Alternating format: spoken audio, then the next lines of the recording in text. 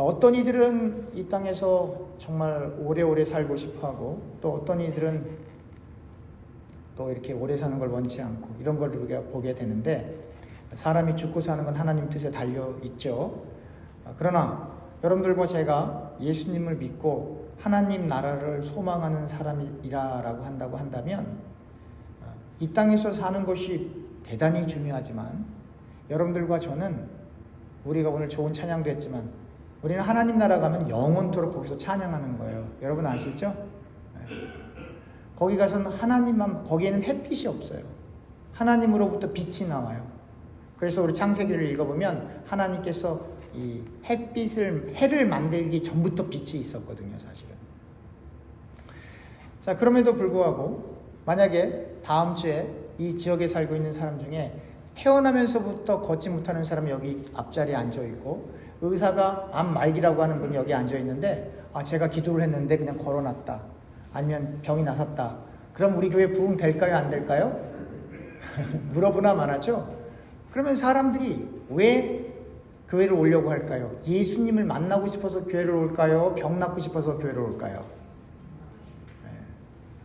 그러니까 포인트가 다른 거예요. 그러면 이러한 배경을 조금 아시고 오늘 본문에 들어가면, 오늘 왜 태어나면서부터 걷지 못했던 사람이 왜 나섰는가를 우리가 또 한번 살펴봐야 돼요. 먼저 많은 분들이 성경을 읽으면서 그렇게 해요. 오늘 사도행전 3장 1절이에요. 이렇게 써 있어요. 제9시 기도 시간에 베드로와 요한이 성전에 올라갈새. 이 제9시는 보통 주석가들이 오후 3시를 가리킨다고 해요. 그러니까 오후 3시에 기도하러 올라갈새. 그러면서 보통 이렇게 설교를 하죠. 보통 이렇게 성경을 해석하죠. 그거 봐, 시간을 정해놓고 기도하다 보니까 저렇게 걷지 못하는 사람이 있어서 또 그 사람이 보여서 기도했더니 나섰다. 그래서 기도를 강조하는데, 여러분 그건 사실이 아닙니다. 그리고 본문을 객관적으로 봐야 돼요. 제9시에 기도를 하러 갔던가, 오후 3시에 기도를 하러 올라갔던, 새벽 3시에 기도 올라갔던, 새벽 1시에 기도하러 올라갔던, 오후 5시에 기도하러 올라갔던, 이 기도와 태어나면서부터 걷지 못하는 사람이 일어나는 것 갖고는 인과관계가 없어요. 인과관계가 없다고요. 그러니까 기도를 강조하고 싶은 건 알겠는데, 하나님의 초월적인 능력은 엄밀하게 얘기하면 인간의 믿음과도 상관이 없고 인간의 기도와도 상관이 없어요. 그래도 목사님, 믿음이 있어야, 믿음이 있죠. 근데 인간이 만들어낸 믿음 아니고, 믿음이 필요하고 요구가 되는데 하나님이 주신 믿음이에요. 여러분, 인간이 갖는 믿음과 하나님이 주신 믿음은 달라요. 여러분들의 자녀들이 이게 대학교 갈 때 기도 많이 하잖아요. 그렇죠? 기도 안 하십니까? 기도하시죠? 좋은 대학교 갈 줄로 믿습니다. 그렇게 해서 그 기도가 다 응답됐다면 하버드 대학에는 90% 이상이 기독교 신자여야만 해요. 실상은 3%도 안 돼요. 지금은 모르겠어요. 통계는 맨날 바뀌니까. 그러니까 많은 부모들이 자기 자녀가 좋은 대학 가기를 원해 기도하는 건 당연하지만, 그런다고 해서 그 기도가 다 응답되는 것도 아니고, 응답되어서 좋은 대학을 갔던 못 갔던 상관없이 그 기도하는 신자의 믿음도 아니에요, 여러분. 엄밀히 얘기하면 그건 사실 믿음도 아니고 내 신념이지, 그렇게 바라는 내 소망인 거예요. 하나님이 주신 믿음이라고 하는 건 우리가 어떻게 할 수 있는 것도 아니에요. 그냥 믿어지는 걸 어떻게 해요? 이건 이렇게 하기 싫은데 믿어지는 걸 어떻게 해요? 그 얘기는 차차 더 계속 설교가 진행되면서 하기로 하고요. 어찌됐건 이 오후 3시에 베드로와 요한이 성전에 올라갔어요. 2절에 보면 이렇게 써 있어요. 나면서 못 걷게 된 이를 사람이 메고 오니 이는 성전에 들어가는 사람들에게 구걸하기 위하여 날마다 미문이라는 성전 문에 두는 자라. 이게 미문, 이게 아름다울 미요, beautiful gate인데, 또 여기에 사람들이 의미를 두고 아름다운 문과 태어나면서부터 걷지 못하는 사람을 대비를 두고 막 설명하려고 하는데, 그것도 아무런 인과관계가 없어요. 그게 beautiful 문이던 뭐 못생긴 문이든 뭐 넓은 문이든 무슨 뭐 화려한 문이든 그렇지 못한 문이든 전혀 그냥 문이 있었어요. 뭐 거기다 어떤 이름이 붙여 있겠죠. 미문. 근데 나면서부터 걷지를 못하는 사람이니까 거기까지 갈 수가 없는 거예요. 그러니까 누군가가 그를 메고 거기다 내려놓는 거예요. 근데 여러분, 성전에는 보통 하나님 만나기 위해서 가는 길이잖아요. 근데 거기다 내려놨어요. 근데 참 놀랍죠? 저 같으면 그분을 성전 미문에 안 놓고 성전 안 지성소 옆에 내어놓고 하나님 앞에 구할게끔 그렇게 할 것 같은데, 사람들이 그를 성전 안으로 안 데려가고 성전 미문에 두고, 그리고 이 미문에 앉아있는 이 걷지 못하는 지체 장애인, 그게 표준어인 것 같아요. 지체 장애인이 성전으로 하나님을 만나러 기도하러 가는 사람들에게 무엇을 요구하는 거예요? 무엇을 구걸하는 거예요? 돈이죠. 참으로 놀라운 컨셉인 거예요. 그러니까 이걸 잘 보셔야 돼요. 성전에는 하나님이 계실 텐데 하나님 말고 성전을 가는 사람들, 그래서 하나님을 만나고 하나님께 기도하려 가는 사람들에게 이 걷지 못하는 사람이 고쳐달라고 요구도 못해요. 돈 달라고 거기 있는 거예요.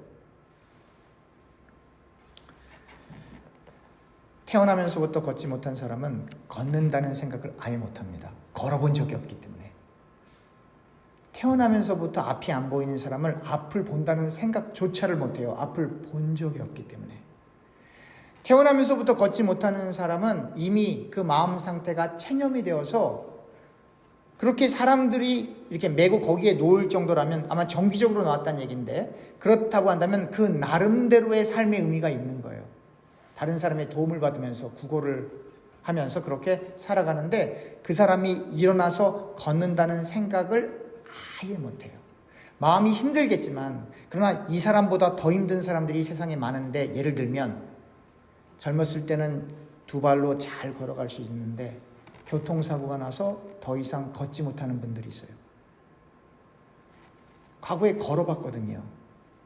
과거에 이렇게 다 보이는데 어떤 사고를 당해서 앞이 안 보이시는 분들이 있어요. 교통사고라든지 어떤 뭐 총이라든지 기차 등등의 전쟁에 참석했다든지 앞이 잘 보이고 귀가 다 들렸는데 그러한 사고로 인해서 앞도 안 보이고 안 들리는 분들이 있어요. 그분들이 진짜 힘든 거예요. 예전엔 보였는데 지금 안 보여요. 예전엔 걸었는데 지금 못 걸어요. 너무너무 힘든 거예요. 그런데 이 미문에 앉아있는 이 사람은 태어나면서부터 못 걸었어요. 걸어본 적이 없어요. 걸어본 적이 없는 사람은 걷는다는 생각을 할 수가 없어요. 그래서 오늘 본문에 베드로가 그를 일으켜 세우지만 성경 어디에도 이 걷지 못하는 사람이 믿음이 있었다라는 표현이 전혀 없어요. 걷고 싶은 소망도 전혀 없어요. 불가능한 거니까. 우리 성경 구절을 더 읽어보죠.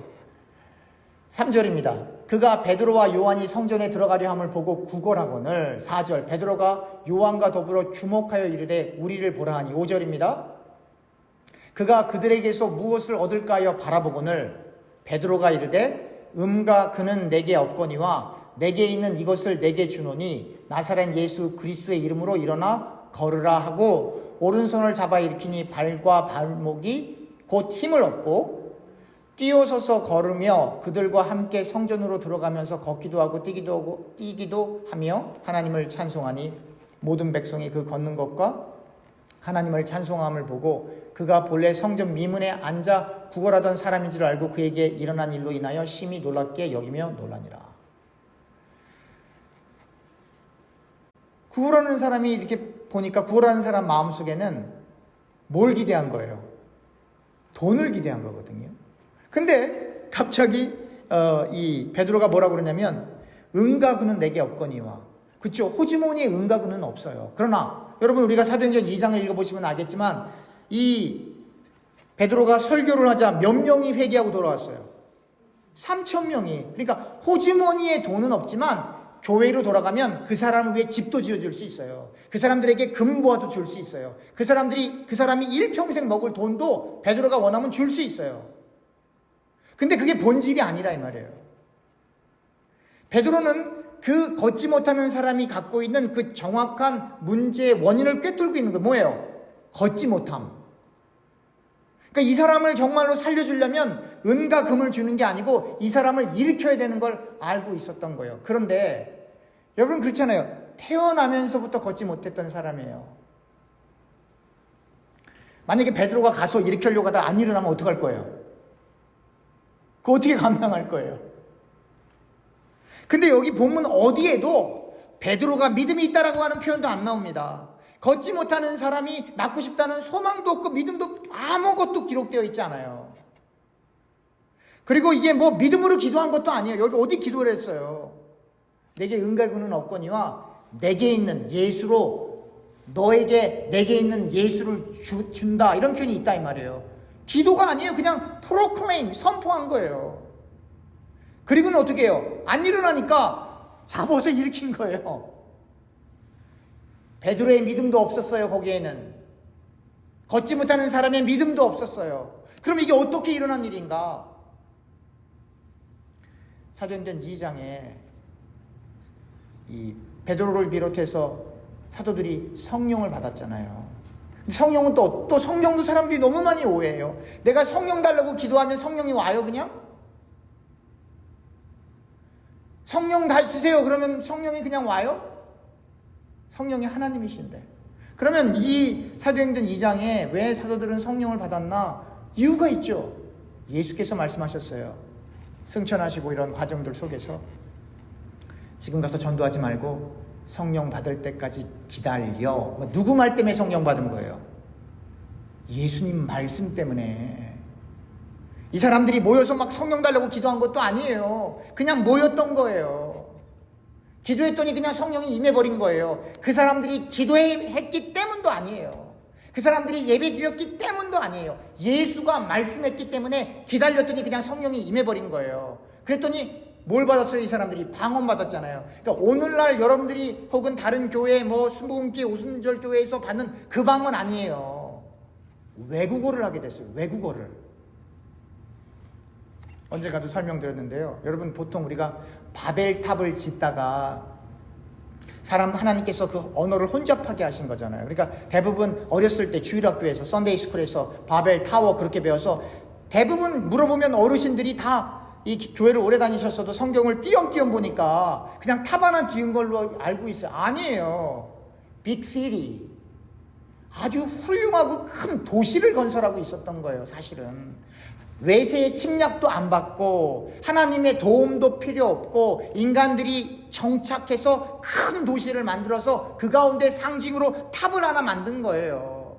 그러니까 그 의미는 뭐냐면 우리는 하나님 도움 필요 없어요. 우리의 과학과 우리의 이성으로 우리가 독립적으로 살 수 있어요가 바벨탑이에요. 그래서 하나님께서 어떻게 하셨어요? 언어를 혼잡해버렸거든요. 그래서 영어로, 한국말로, 일본어로, 뭐 중국어로, 히브리, 뭐 그리스어로 이렇게 다 불어 다 나눠지게 된 거예요.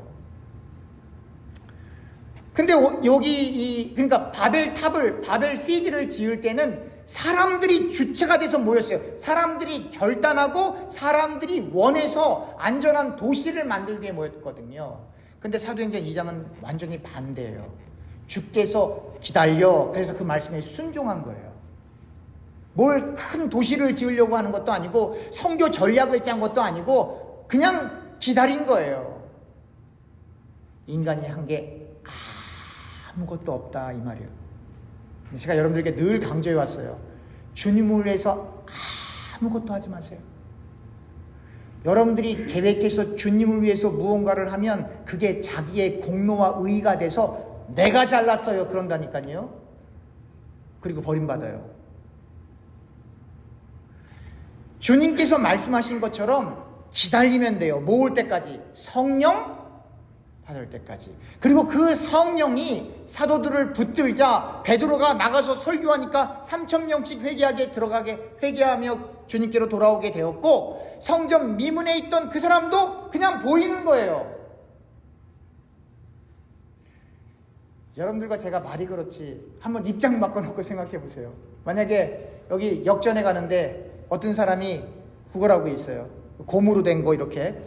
그래갖고는 성경에 그래 베드로가 이렇게 내게 있는 것으로 내게 주노니 곧 나사렛 예수 그리스도의 이름으로 일어나 걸어라 라고 하고 이렇게 잡아 세웠으니까 나도 예수님을 믿으니까 나도 한번 해봐야지. 여러분 하실 수 있겠어요? 안 일어나면 어떡할 건데요? 예. 그러니까 이게 베드로가 한 게 아니라 그 얘기를 제가 하려고 하는 거예요. 성령이 베드로의 멱살을 붙잡고 거기다 던져버린 거예요, 사실은. 그래서 여기 베드로의 믿음이 하나도 기록되어 있지 않아요. 심지어 치유받는 그 사람의 믿음이 기대 자체를 못한다니까요. 무슨 믿음이에요? 태어나면서부터 걷지를 못했기 때문에 일어난다는 생각을 아예 할 수가 없는 상황이었다 이 말이에요. 그러니까 치유받는 사람도 믿음이 없었고 베드로도 그냥 도구에 불과했고 하나님이 그냥 갖다 밀어 놓은 거예요. 근데 이 본문을 갖고 무슨 은사 집회니 무슨 집회니 왜 그렇게 거짓말을 하냐 이 말이에요. 오늘날 이러한 기적이 없다라는 얘기가 아니에요. 오늘날도 하나님이 살리실 수 있으세요. 고치실 수 있으세요. 그러나 인간의 의도와 인간의 어떤 개입이 없다 이 말이에요. 하나님이 원하실 때만 가능하다 이 말이에요. 그래서 오늘 본문이 분명하게 보여주는 거예요. 치유받는 사람도 일어날 것을 아예 생각하지 못했어요. 나 돈 엽전 하나만 주세요. 그게 다라 이 말이에요. 고치는 사람도 정상적인 뇌를 갖고 있으면 절대로 못 가죠. 그러나 성령이 그냥 밀어버리니까 안 갈 수가 없는 거예요. 그 마음을 움직여버리니까. 그러니까 베드로나 그 나면서부터 걷지 못하는 사람의 그 인간은 아예 없는 거고 하나님이 그 가운데 역사하셔서 그냥 일으켜 세우신 거예요. 그걸 어떻게 알 수가 있냐? 오늘 본문입니다. 8절입니다. 뛰어서서 걸으며 그들과 함께 성전으로 들어가면서 걷기도 하고 뛰기도 하며 누구를 찬송하니? 하나님을 찬송하니. 9절 모든 백성이 그 걷는 것과 하나님을 찬송함을 보고. 그러니까 이 성경을 기록하고 있는 이 저자가 분명히 나타내는 거예요. 거기엔 인간의 능력이라는 건 없어. 그걸 강조하고 있는 거예요. 그리고 다음 시간에 계속해서 배우겠지만 그 다음 절에도 계속 설명이 나오거든요. 거기엔 인간의 능력이 없어. 하나님이 하신 거예요. 그걸 강조하고 있었던 것입니다. 그러면 이 나면서부터 걷지 못한 사람이 누구냐? 여러분들과 저입니다, 여러분. 전적 타락. 나면서부터 걷지 못했던 사람처럼 여러분들과 저는 나면서부터 죄로 물들어 있어서 구원받는다는 생각도 못하는 거예요. 그래서 하나님께서 베드로를 통해서 나면서부터 걷지 못하는 사람을 걷게 하는 것처럼 하나님의, 따라합시다, 불가항력적 사랑, 불가항력적 은혜. 그러니까 이 나면서부터 걷지 못하는 하는 사람은 걷는다는 생각을 전혀 할 수가 없다 이 말이에요. 그런데 그러니까 베드로를 통해서 그냥 이렇게 세우는데 일어나면서도 이게 뭔지 모르는 거예요. 그게 여러분들과 제가 구원받는 방법이에요. 하나님이 여러분들과 저를 찾아오셔서 여러분들과 제 머릿속에 천국도 없고 지옥도 없고 말씀도 없고 하나님의 뜻도 없고 의지도 없고 주권도 없고 섭리 예정 아무것도 없는데 그냥 하나님께서 그냥 찾아와서 그냥 세워버리신 거예요. 이 길밖에 사는 길이 없어. 그렇게. 그러니까 인간이 노력해서 예수 믿는다고요? 땡. 인간이 노력해서 인간의 공로로 하나님 나라 간다고요? 땡. 성경 어디에도 없어요. 하나님이 그냥 여러분들과 저를 찾아와 주신 거예요. 이걸 깨닫게 되면 그 다음부터 변화가 일어납니다. 나면서부터 걷지 못하는 사람이 걸었을 때 얼마나 기뻤겠어요. 인생이 바뀐 거죠. 뉴 챕터가 열린 거잖아요. 마찬가지예요.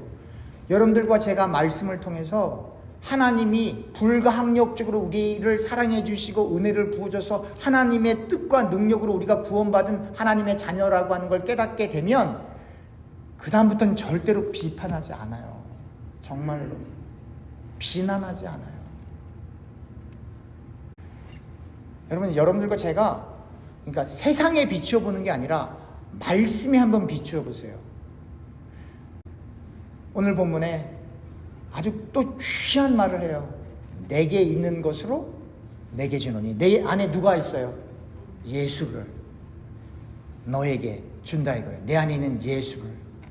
그러니까 지금 이게 치유 사역이 아니에요. 지금 이게 전도하고 있는 게 전도는 내 안에 있는 예수를 저 안에 없는 예수가 없는 그 사람에게 내 예수. 그래서 바울이 내 복음이라는 표현을 쓰는 게 내가 신령하다 그런 얘기를 하려고 하는 게 아니라 내 안에 주님이 계시기 때문에 내 예수, 내 복음, 내 아버지 이렇게 부르는 거예요. 내가 신령하다는 걸 강조하기 위해서가 아니라 내 안에 있는 예수를 전달했더니 그러한 놀라운 역사가 일어났다 이 말이에요. 즉 복음을 전하고 있는 거예요. 그리고 제가 좀 전에 말씀드렸던 것처럼 이건 기도한 것도 아니에요. 무슨 기도를 눈 감고 뭐 기도했어요? 아니에요. 내 안에 있는 것으로 내게 주노니 곧 나사렛 예수 그리스도의 이름으로 일어나 걸어라. 그게 무슨 기도예요? 선포한 거지. 다시 말하면 이 전 컨텍스트, 이 정황과 상황이 초대교회가 태동하면서 초대교회가 해야 될 일은 뭐예요? 전도하는 거예요. 복음 전하는 거고. 그리고 이 치유를 받는 그 사람도 예수를 받아들인 거예요. 내 안에 있는 예수를 그 사람에게 전했을 때 그 사람이 치유됐던 거죠. 그러니까 이 진의를 모르는 사람들은 병 나은 거에 모든 초점이 있는 거예요. 그럼 병 안 나으면 예수 안 믿을 거예요? 그리고 이 사람이 일어나 걸었지만 이 사람 지금까지 살아있나요? 이미 죽었나요? 그렇게 기적으로 살아나서도 이미 시간이 흘러가면 어차피 이 땅은 지나가는 거예요. 두 다리로 걷던 못 걷던, 두 눈으로 세상을 보던 못 보던, 두 귀로 듣던 못 듣던, 건강하던 아프던 그냥 어차피 시간 지나면 다 가는 거예요. 예수님께서 죽은 사람까지 나사로를 살리셨잖아요. 나사로야 이렇게 살리셨지만 그 나사로 지금까지 살아있어요? 죽었다고요. 뭘 얘기하는 거예요? 성경의 관점은 이 땅이 아니에요. 전부 하나님 나라인 거예요. 천국. 그래서 예수님께서 전한 말씀을 네 글자로 천국 복음이에요. 사도들이 전한 복음도 천국 복음, 예수 그리스도인 거예요. 말씀을 맺겠습니다. 여러분, 사는 게 구차할 때 많지 않습니까? 네. 힘들 때도 많지 않습니까? 꼭 이렇게까지 살아야 되나 그럴 때도 있지 않습니까? 근데 나만 그런 게 아니고 누구나 다 그래요. 그냥 생각을 좋게 먹어서 그런 것이지 누구나 다 쉬운 인생은 없습니다. 이 세상은 원하던 원치 않던 눈물 없이 지나갈 수 없는 세상이 이 세상입니다. 예수는 알아가면 알아갈수록 너무너무 감사하고 너무너무 귀하지만 그분은 알아가면 알아갈수록 자괴감을 느낄 수밖에 없어요. 나는 왜 이렇게밖에 못 사나? 나는 왜 이렇게밖에 생각할 수 없나? 나는 왜 여기에 이렇게 있나? 그럼에도 불구하고 그 주님의 은혜 때문에 우리가 하나님 나라에 간다고 성경에 기록되어 있기 때문에 누가 말해서가 아니라 성경에 기록되어 있기 때문에 면목 없이 주님을 묵묵히 따라가는 거예요. 기도하겠습니다.